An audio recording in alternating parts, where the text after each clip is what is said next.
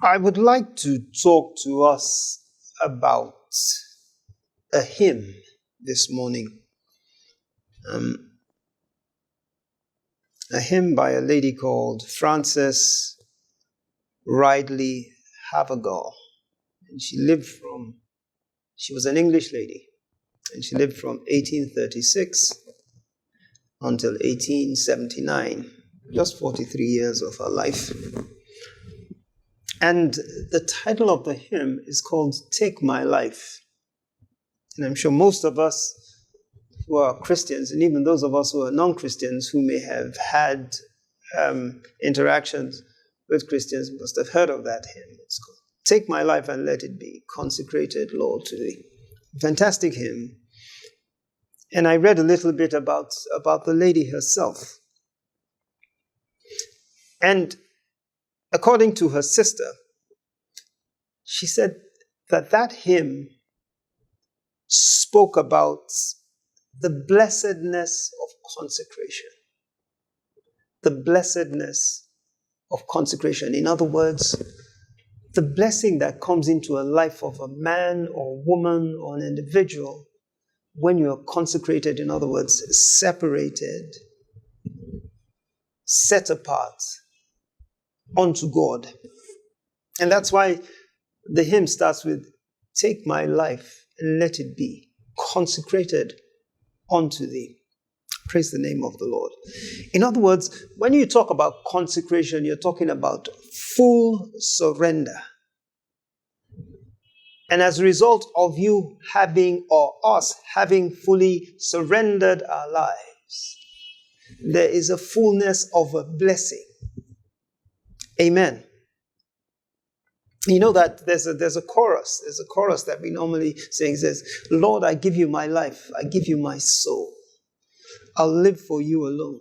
Every breath that I take, every moment that I am awake, have your way with me.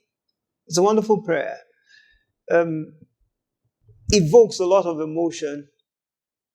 Well, how many of us have the resolute being to follow what we may have said? You know, like Paul said in Philippians 3 verse 10, he says, that I may know him, the power of his resurrection and the fellowship of his suffering, being made conformable unto death. When Paul talks about death there, he's not talking about necessarily physical death.